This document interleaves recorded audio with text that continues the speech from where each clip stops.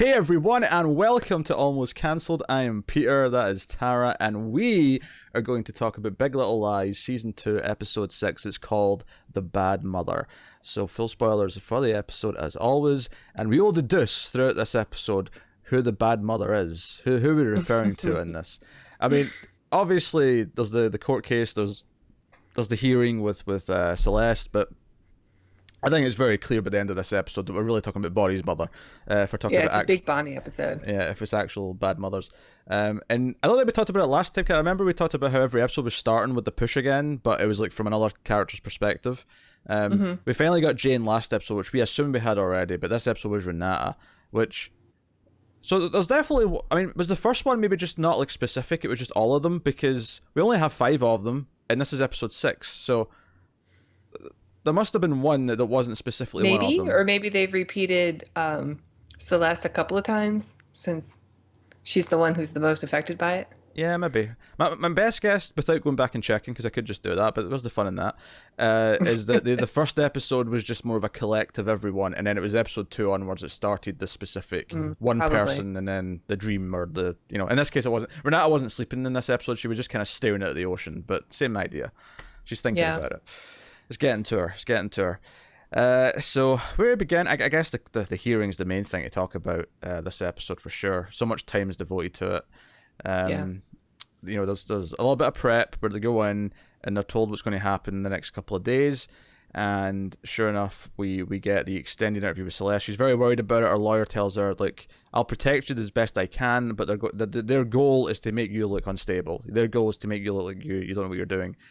And you're going to have to try and counter that. And I think it was a smart choice on the filmmakers here to actually reveal things to us that we didn't know as well.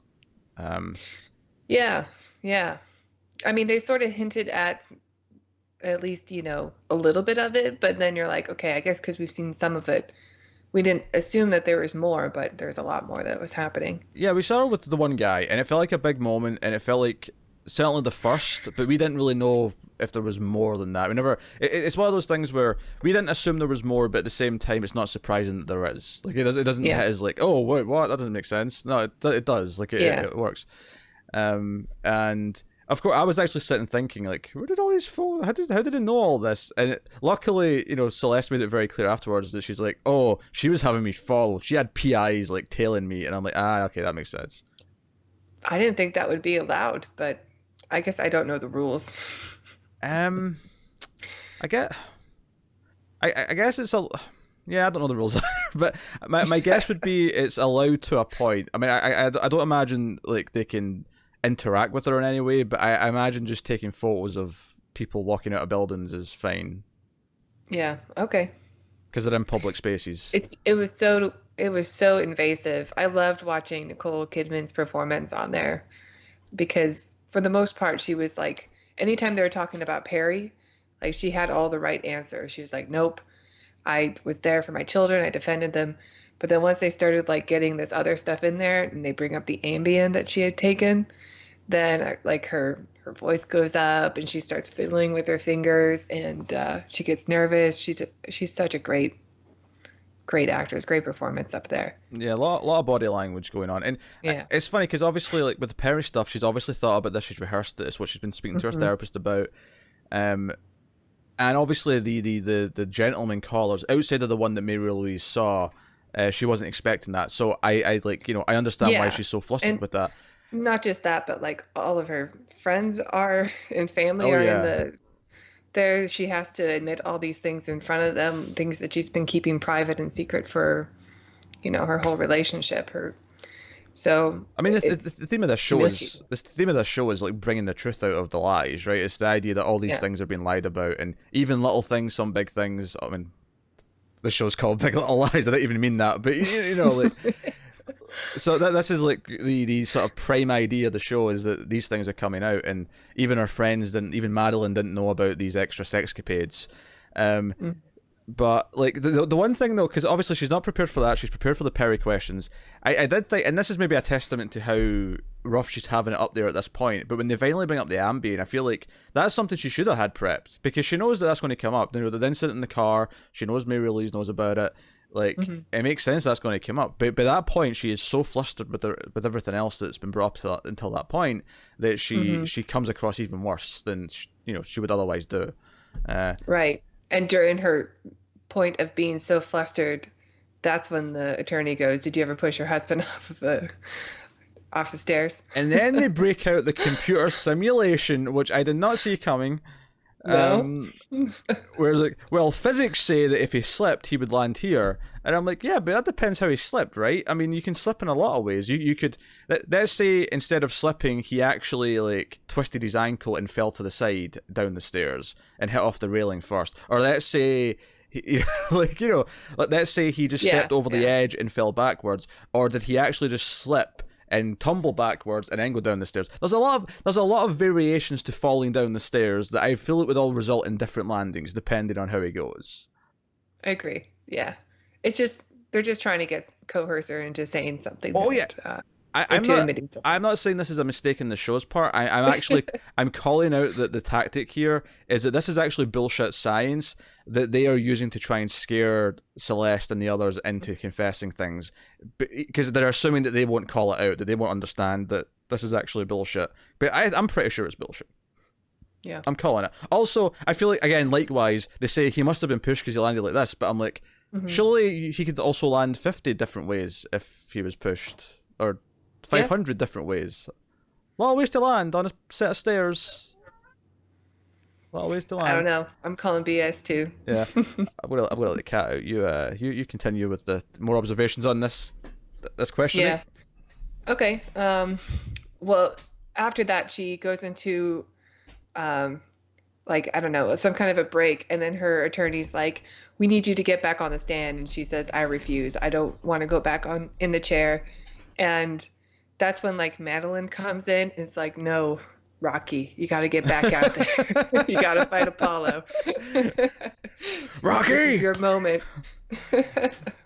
Yeah, no, like I like that because I think even for us, we were watching this going, "No, she has to like kind of go out and redeem ourselves in the eye of the judge." Yeah. Because as they point out, this is not a jury. This is not that type of hearing. It's just the judge making the call.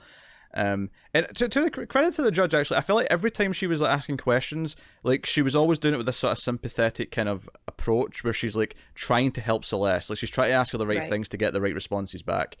Right, and I think that the first attorney is made a mistake when he was basically victim shaming her for not going to the police, and the judge is a woman, like she's gonna see through that, I think, where it's just like, yeah, a lot of people who are in abusive relationships don't do it because they don't know, and I thought that part really looked bad on him. Actually, I have a question on the patient doctor privilege thingamajig.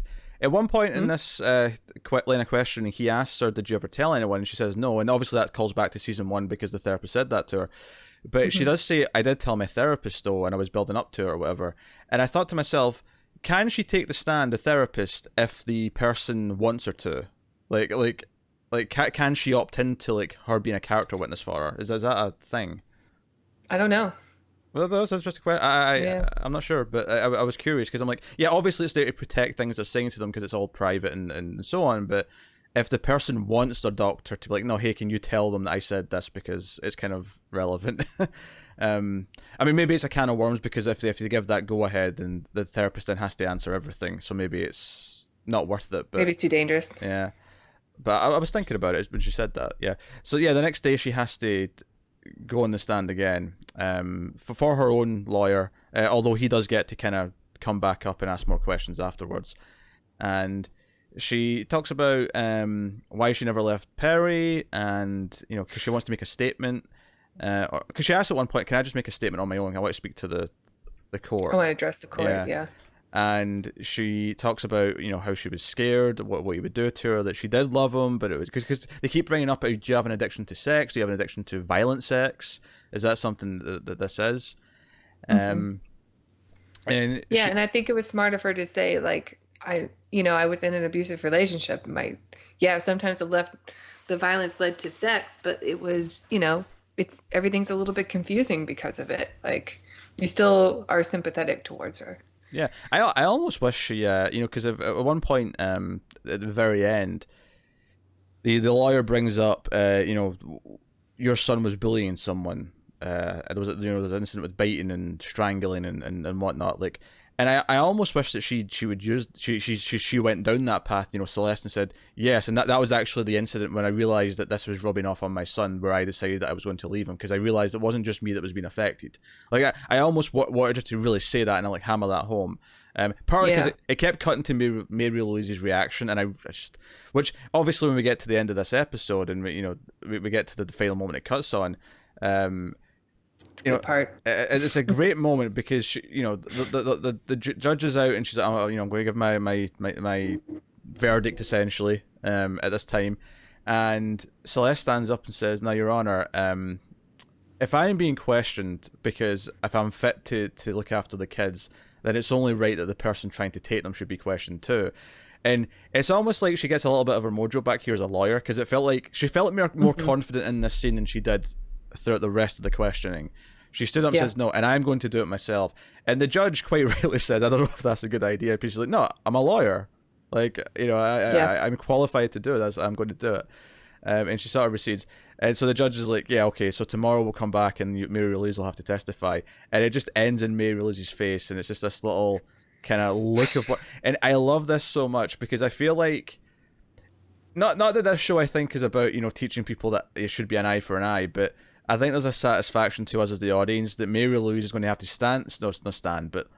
sit up there and answer questions about her son, because it's like, if she about her dead son, about both of her dead sons. Like, she lost the child too. That's true. I wasn't actually going at it from that angle, but you're right. She actually has two dead kids. That may be worth mentioning.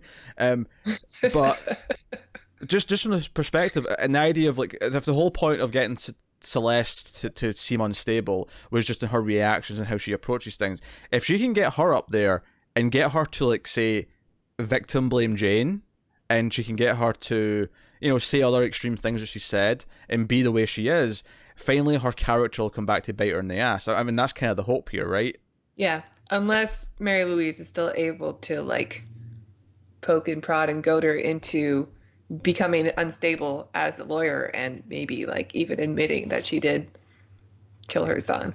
I mean, I almost feel like this moment. That could happen. This moment will be a big deal for Celeste, in the sense of like her not losing her shit, her keeping calm and being professional during this questioning will kind of be her overcoming her abuse in the same way that she was overcoming Perry's abuse. It'll kind of be her victory if she can do that. And then it was such a good moment too. Like I felt such a at the end of the episode. We only have one left, right? Yeah, just one left. The finale's next week. I know, crazy. Whoa.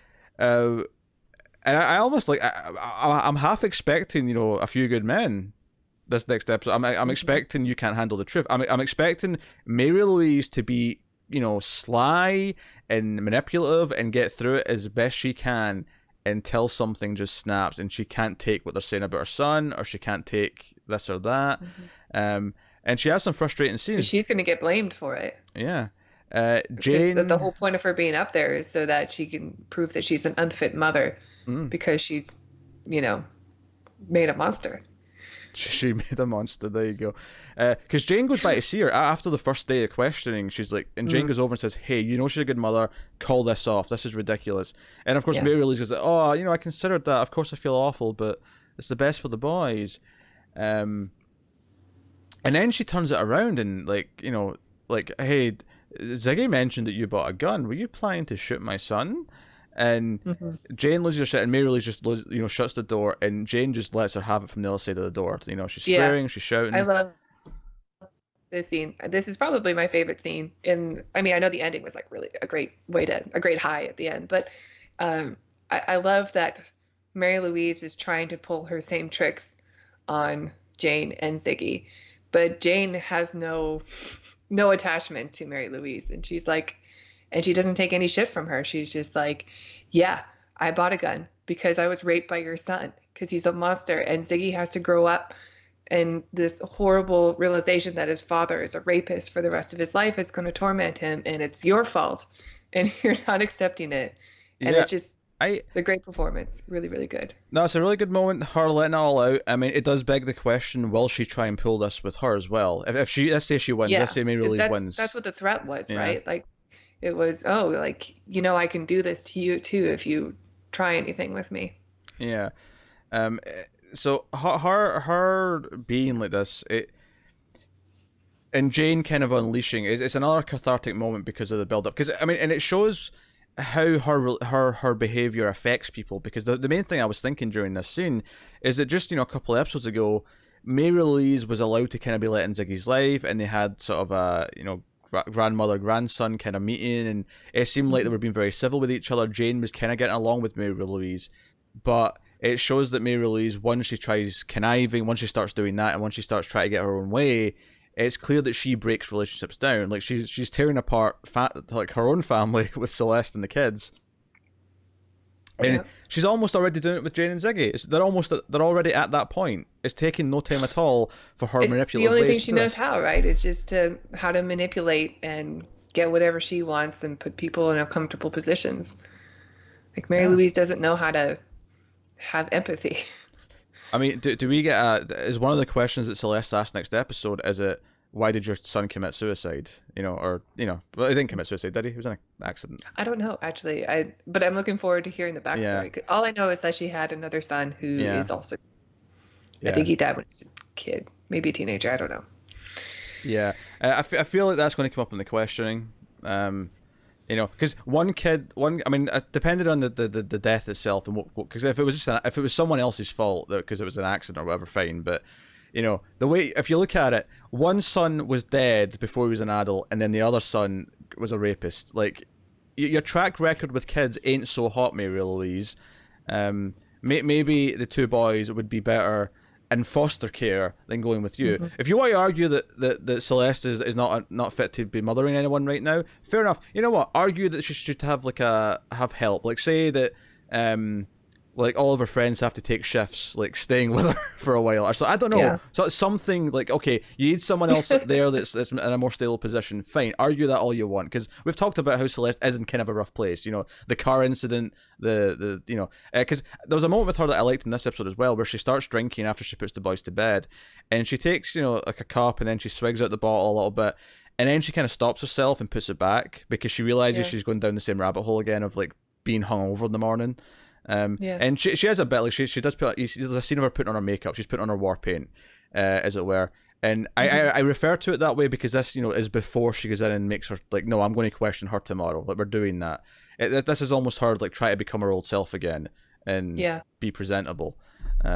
So I very much took the makeup scene as, no, this is the scene in Commando where Arnold's like putting the war paint on his face as he's got his rocket launcher and the multiple guns. That's this scene. This is Nicole Kidman's version of that. Yeah. She's coming to save Alyssa Milano, closure, and nothing's going to stop her. Yeah. She's going to rip Mary Louise's arm off and beat her with it, right? So this is what's happening next episode. Yep. I'm really looking forward to it. I know the season hasn't been as positive for a lot of fans of the first season. Yeah, but it's not been as tight and consistent. I do really like these storylines. I like these characters. They're so. I think the show is really well written. I don't know how I feel about the opening of this episode. How because the last cliffhanger we had a lot of speculations about why the boyfriend was. Oh, that's lovely. What a freeze frame that was. The boyfriend was at the police station, and they kind of addressed it. They addressed it right away, like, we know this is the cliffhanger. Here's the answer. He's not a cop. Yeah, which is fine. I think the problem with this, though, is that the way the cliffhanger was played at the end of the last episode, it gave this kind of look that felt very sinister, or very, like... it felt like they really played it up like it was going to be this huge thing, and really it was just like... It's just being questioned by the cops. If we didn't have that moment at the very end of the scene last episode, if it was just Bonnie sees him walking out of the station and walking away, I'd be fine with it. But there was like a definite moment where it was like, oh, why was he there? Like, kind of thing. And his stuff with Jane, like he's just kind of like, he thinks that she's mad because he talked to the police, and she doesn't actually seem to be. It's not that. It's just after the last Yeah. episode where they kind of broke down when they tried to be intimate, she's like, no, I need time, and he's trying to kind of still woo her. He talks to her at work.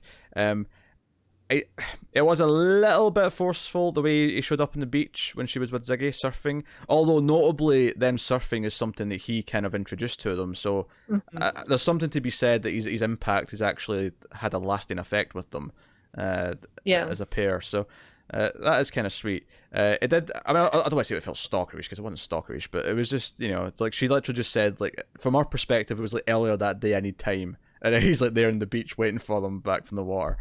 That's true. Yeah. Because I was almost expecting him to say something like, "No, I didn't come here to see you. Like, I come to the beach all the time. Like, you're aware of this." Like, because he even says, "I thought you'd be in school." Like, he wasn't expecting Ziggy to be here. Right.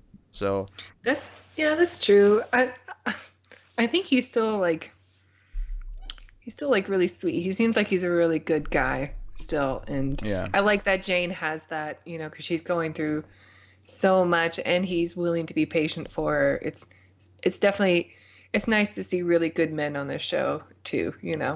Oh, we'll get to good men later. Yeah. We've got some good men stories to talk about in this episode. In fact, let's get into honestly, my favorite moment of this episode isn't a serious one; it's a funny one, and it's good guy Gordon, maybe not so good after all. I know. This brought me in. Like, so there's a scene earlier on where their nanny, whose name I can't remember, and we've seen her. Claire, she has a French name. Yeah, she has an accent, and she's leaving, and she's like, "Oh, I said goodbye to Amabella. Told her, I'd be coming back at some point, to soften the blow." And Renata's like, "No, you will come back. This is not goodbye. We've written you your recommendation letter, and we'll, as soon as the bankruptcy goes through, we'll pay your severance." And then later in the episode, and it seems like it's a fine scene. It's another, at the time I was just taking it as another example of their struggles, right? That they can't even pay their nanny the severance that she's owed. Which, by the way, $72,000 severance for a nanny. I mean, work for. I know. I need a career change. Work for a rich family. As a nanny, you could get a payday. How close I am to Monterey. So. But later on, there's this sort of like, it's not an auction, but it looks like an auction the way it's set up, where it's people who they owe money to. This bankruptcy hearing, we see the bankruptcy agent who's there, kind of like officiating it, and this guy's like, this car's valued at this, and they owe me this, blah blah, and then the train, he's got to give up his trains. The nanny at the back, stands up, and Renata and Gordon look, it's like, I don't know if she was going to be here, and I thought this was actually like, why are they surprised? Like, they said this was in the bankruptcy court's hands, so why wouldn't she come to this? Like, try and get it from them. Like, this is the right course of action. And she stands up, so I'm owed 72,000 in severance, and then she's like, and also another 160,000. And as soon as she said that, I'm like, oh, I think I know where this is going. And she's like, oh, I didn't until she said it was for stress management. Stress management. And I love, and this moment I think is hilarious because the bankruptcy guy just looks over at Gordon, and Renata's not quite clocked it yet. She's not quite understanding what's happening, and Gordon's head's just down. Like, oh no. And then we cut to them in the car, and Renata stuffs his mouth full of tissues because she doesn't want to hear anything out of his puny little mouth ever again. I'm so glad we still get Renata. I was never Renata breakdown scenes. I was never like I felt a little bit of sympathy for Gordon, like not a lot because he still did everything that he did with the money, but like he seemed to kind of realize why it was such a big deal, beyond just the financial reasons, like to Renata at the party, right. Like last or 2 episodes ago, and I was kind of feeling like he was maybe learning his lesson, and maybe he technically still has, but this moment was just like, oh, this has to change. Gordon, yeah. Oh, because she said she was going to stay with him, and I don't know if she still will now. She might, like, fucking nanny. It's such a stereotype as well. It's like it's just like the. Boy. I'm going to go out on a limb here and say that she can't claim that though. I don't imagine him promising her money after sex is something she can actually argue in bankruptcy court. Yeah, she might have to provide receipts. Severance, sure, for the official nannying, but maybe not so much the extramarital activities. Um, oh, this made me laugh so much because I knew Renata was going That to was tear him great. apart. I also love the Renata scene where she has to go into the courtroom and again she gets stopped at the metal detector. The frustration she feels. Uh, that was the other good Renata moment. That was reminding me of Carrie Coon's character on season 3 of Fargo. She had this thing where she would never trigger automatic doors, and she would always like be jumping up and down at the floor and the sensors to try and make it trigger. But everyone else would just walk in and it'd be fine. Um, but yeah, so that was their thing. Ed, we have to talk about Ed. Booby We're talking about Lady Ed. is on the prowl. Very very forefront, and there was no explanation to seeing her husband at the bar last episode because that threw us. No, I still have questions. Yeah, that threw us a lot last episode, and I still don't understand. But she's at a cafe with him, and I love how Ed keeps looking out the window to see if he sees anyone that will recognize him. He keeps watching. He's like, Yeah. I can't be. And I'm like, you're in like a coffee shop. That like this is not scandalous on its own. Like you can meet someone in a coffee shop, but he looks so suspicious. He's like, oh, there's someone out there. He might know who I am. Yeah. Well, there was somebody out there. There was Nathan. You're right. Yeah, it was Nathan. More on Nathan in a bit, but Booby Lady is just kind of like. Yeah, I want this. She's like, I keep a masturbation diary and a bucket list, and you made both. You've made both. Yeah. Yeah, she's saying all the right things to try to get him to, go to bed with her. And he's What do you mean all the right? There is no wrong thing. I want to have sex with you. That is all that he needs to hear. Yeah, I know. I'm a girl. I know. Oh, yeah. And she's like, yeah, if we don't But like anyway, it. all she's Yeah. talking about is having sex with him. Like, I'm not here for anything else. This is a good idea. This is going to help you. My therapist says it's not retribution. He's like, bullshit. You want retribution. And she's like, yeah, I do, but it's not just about that. And if it's good, then I want you. yeah. And if it's good, I then don't know if that's true. I think she does just want retribution. yeah, it feels that way. It feels like she's just saying all this to make him It feels malicious. more tempting. And it's left very open ended to us. We don't really get to see if he says yes or no.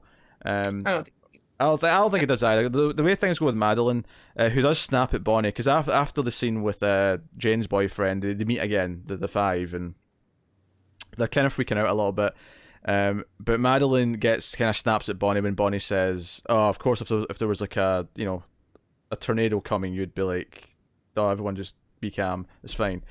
And she tells her to F off, and it gets very heated, which she apologizes for later, and they kind of have a moment walking into the hearing. But she comes into Ed, and Ed, like, he admits the last episode, like, he felt honesty from her, and it felt true. It felt like he had hope for the future because it felt like the first time she'd been honest in a long time.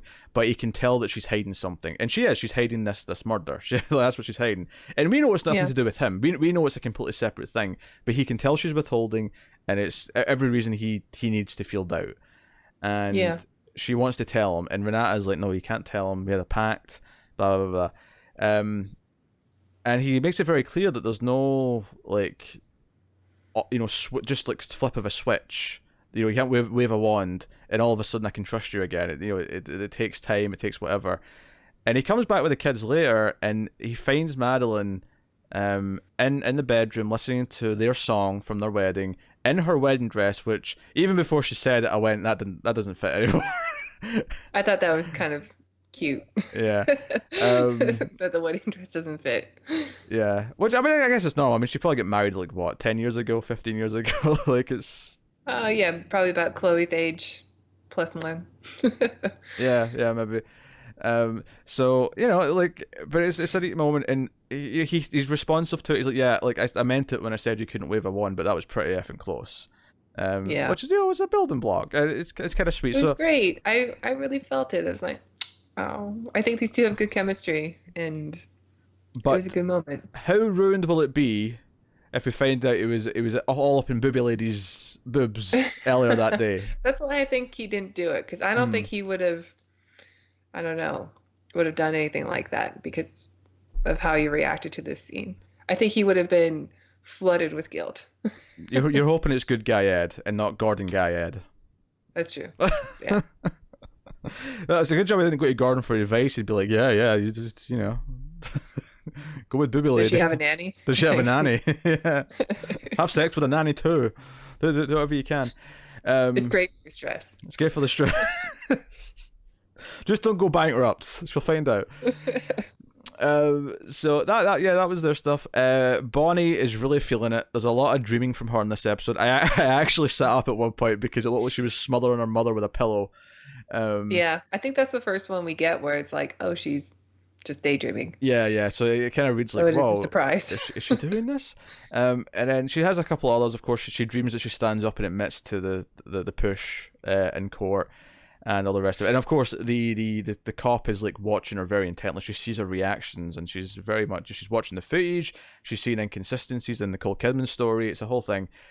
But the big thing with her by far is she's writing down something early on, which says "I push him," and you see that her writing that, and she's sort of hiding this sort of journal with her, and eventually she wants to talk to her mother while she's lying there asleep. And the scenes building up to this with her father getting emotional about the doctor's news, and Bonnie at one point even says to the doctor, "Can we just kill her? Can we take her off life support and can end it?" Yeah, you do it for a dog, which I thought was kind of like a dark line. Yeah, comparing your mother to like putting down a pet. That was a great freeze frame on Tara's camera that froze. I get a lot of those. Oh. So yeah, again, it's having one of those moments today. Every so often, for some reason, Skype just decides to be a dick. Yeah. So. Good thing I always look so good. They're never flattering pictures. Oh dear. So Bonnie sits and confesses, but she doesn't just she ends with the confession to the murder. But she actually makes a lot of it about her and about her own abuse, and she's like, I resent you for the mother you were. I resent you for being scared when I was doing homework. I resent you for all the slammed cabinet doors. I resent you for having sex at 13 to try and feel like I was loved. I resent you for a bunch of stuff. And it got really dark as it went on. Once you got to the sex at 13 thing, and it started to add on to the other things. And she even says something, I blame you for feeling so insecure that I settled for a man that I don't even. And she kind of stops saying it. She doesn't finish her sentence. But I'm like, we all know where it's going. And I'm like, oh, I feel bad for Nick, because he's a bit of he's a dumbass at times, but like he seems to genuinely care for her. Yeah, that's true. But I mean, maybe he'll be okay anyway, since he is kind of clueless. True, she can get away with it, sure. Assuming she doesn't go to prison because she turns herself in. I don't know if she will. I think this scene is her confession. Sure. And I think her turning Perry into her mother is closure. I can see that. Unless somebody finds, the journal and turns it into the cop. Yeah. I don't know. This might be enough. Yeah, and she spells it out as well. She outright says, when I pushed him, I was pushing you. Yeah. I was picturing you and I pushed you.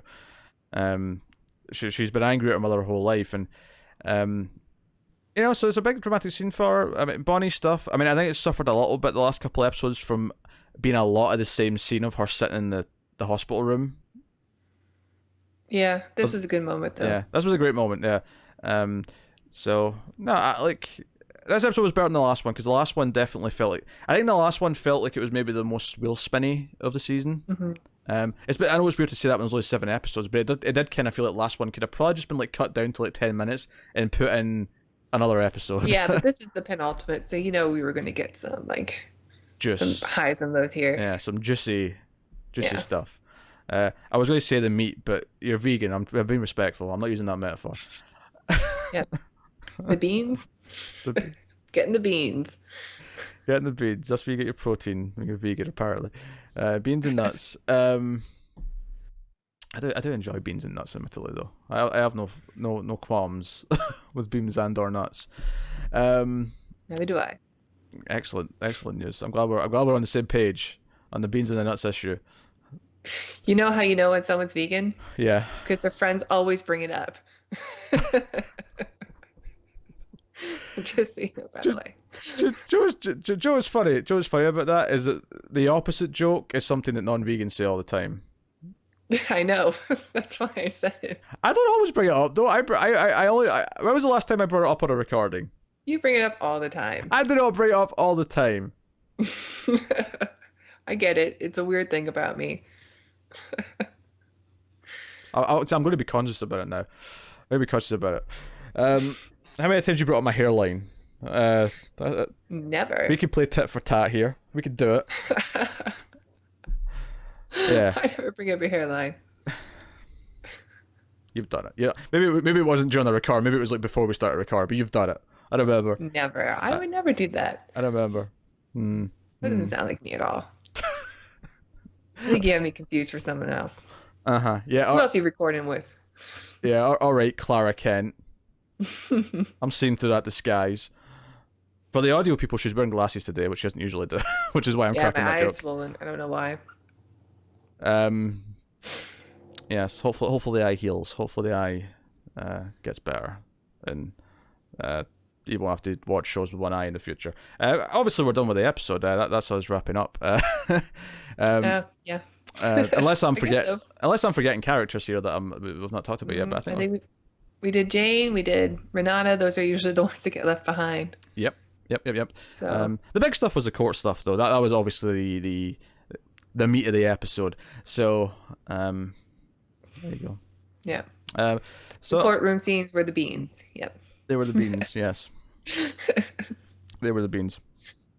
I mean, Gordon was what's a funny vegetable? I don't know. Oh boy. The freeze frames are great. Anyway, that has been episode 6 of the Big Little Lies. You can of course support us on patreon.com, can't they, Tara? Yes. You're not going to finish? Okay. Go to patreon.com/MildFuzzTV, and you can donate as little as $1 per month, and that dollar gets you bonus episodes of other shows we do, including The Ace, which is our science fiction movie podcast, the Atomic Cinema Experiment that Peter and I do, and you get those episodes a week early too.